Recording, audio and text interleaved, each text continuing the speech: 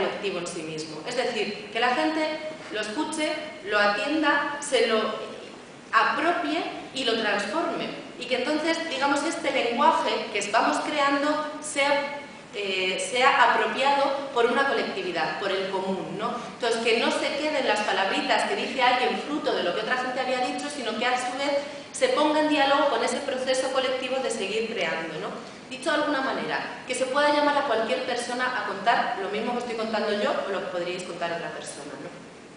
Y esto es más bien un anhelo, y que existan espacios como este para poder debatirlo, pues es como que lo va haciendo un poquito realidad. Entonces decía, creación colectiva de pensamiento feminista.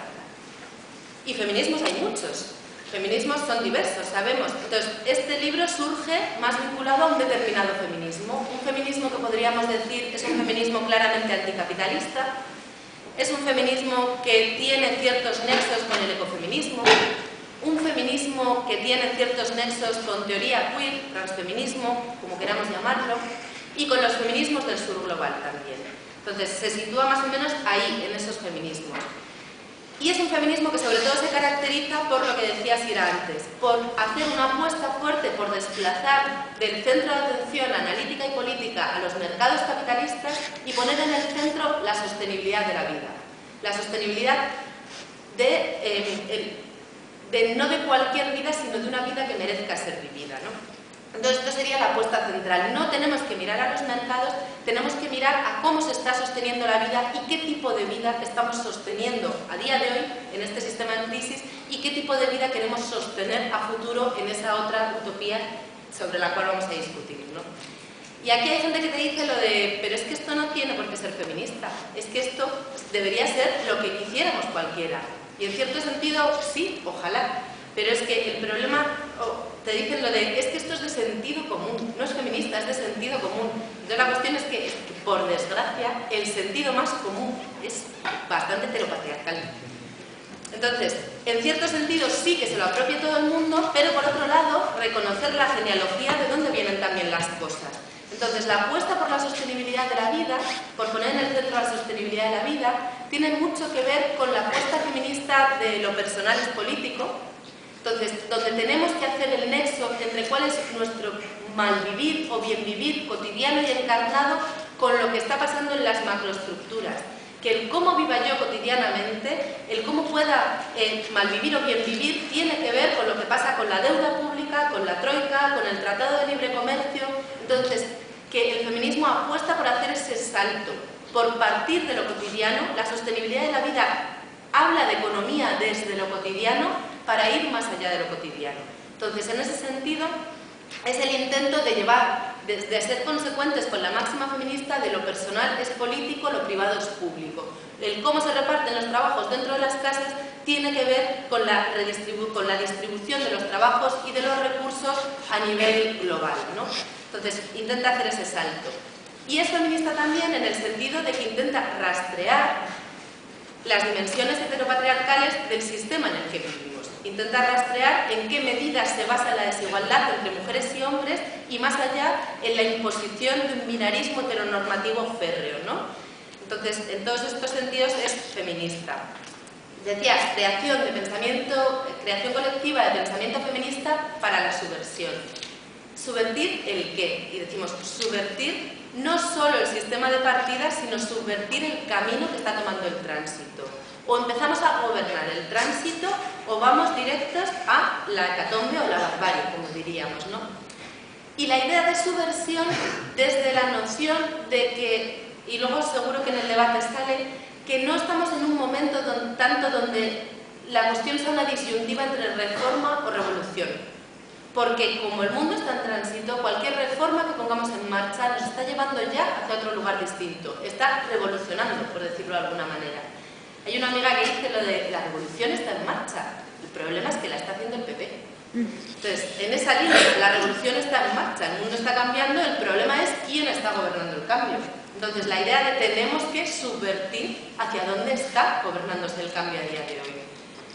Entonces, esta sería como la pretensión última, ¿no?, del libro, hacer un aporte a ese proceso de construcción de un lenguaje distinto que nos permita ir construyendo un mundo diferente para subvertir el camino que estamos tomando a día de hoy, colocando elementos feministas fuertes en el debate desde el minuto cero, digamos. Entonces, esto es lo que se pretende el libro y qué contiene el libro. ¿Qué contienen los siguientes 5 capítulos del libro? Porque hasta ahora era solo el primero, así que lo que os espera. No, ahora voy más rápida. ¿Qué contiene el libro? Pues el libro intenta contener argumentos para, intenta argumentar por qué ese buen vivir en términos de universalidad y de singularidad es incompatible con el sistema que tenemos a día de hoy. Y por cierto, no lo he comentado anteriormente, ¿cuál es el sistema que está en crisis?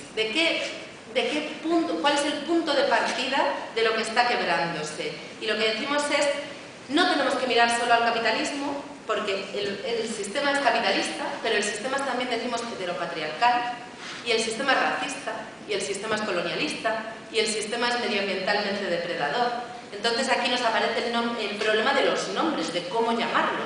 Y decimos, capitalismo heteropatriarcal racialmente estructurado, capitalismo racista, globalizado, medioambientalmente depredador. Entonces, como es muy complicado, hay unas cuantas que nos estamos quedando con la propuesta esa de llamarlo esta cosa escandalosa. Entonces, el sistema que está en crisis es esta cosa escandalosa. Y lo que decimos es que en esta cosa escandalosa la vida no es responsabilidad común porque hay una única vida que es la privilegiada y es la vida de quien llamamos también el BBVA, el blanco, burgués, varón, adulto, heterosexual, sin diversidad, con una funcionalidad normativa. Entonces, en esta cosa escandalosa hay una única vida, la del BBVA, que es la que se sitúa en la cúspide, la que se convierte en el referente de la vida que merece ser vivida, que merece ser sostenida en tiempos de normalidad y rescatada en tiempos de crisis. Y como es esa única vida, esa vida no es universalizable y esa vida no reconoce la diversidad. Entonces, violenta los criterios de universalidad y de singularidad que decíamos antes. Entonces, el grueso central del libro intenta hacer un argumento sobre esto, ¿no? Los capítulos están como estructurados de una manera doble. Tienen por una parte lo que se llama lecturas de la crisis, donde se intenta argumentar todo esto a partir del momento de crisis actual, mirando la crisis desde un sitio distinto, desde la sostenibilidad de la vida. Y luego otra parte que es lo que se llama herramientas para el análisis y la política, desde la idea de proporcionar nombres y un lenguaje para poder hacer un análisis distinto y una política diferente, ¿no? Pero más allá de eso, lo que contiene es, decimos, un puñado de certezas y de incertidumbres. Es decir, que hay cosas que vamos teniendo muy claras, que hay cosas que afirmamos con rotundidad, pero hay un montón de cosas sobre las que dudamos permanentemente. Y que cada vez que tienes algo claro te aparece una nueva duda. Y cuando resuelves esa nueva duda, otra cosa se te viene abajo. Entonces, sospecha ante quien tenga todo nítido, todo perfectamente calzado y todo cristalino. La sospecha ante quien pretenda tener una verdad cerradita e inamovible, porque más bien la cuestión parece bastante complicada, de permanente certeza y sistemática duda, ¿no? Entonces, en ese hilo se mueve, por eso también contiene muchas preguntas más que respuestas, ¿no? Y por eso lo importante es, si yo en algún momento termino, que pasemos al debate. Pero bueno, antes de eso, algunas de las certezas e incertidumbres fundamentales del libro. Mencionaría 4. En primer lugar, la idea de que la crisis no es la crisis, que a lo que nos han hecho llamar crisis no es una crisis desde un punto de vista vital. Y esto no es una pelea por la etiqueta. De nuevo, el problema es el contenido que está detrás. ¿Cuál es el problema colectivo que queremos resolver colectivamente? ¿A qué vamos a llamar crisis? ¿A qué vamos a llamar un problema común que tenemos que resolver entre todos y entre todas?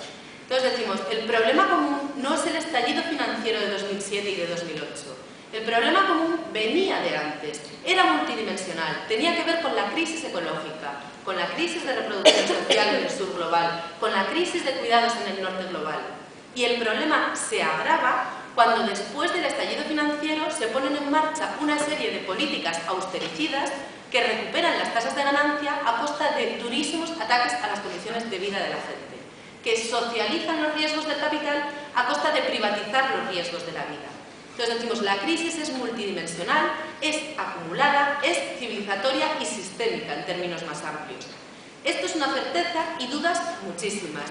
¿Cómo calificar estas crisis? ¿Cómo hacer un seguimiento a la crisis si nos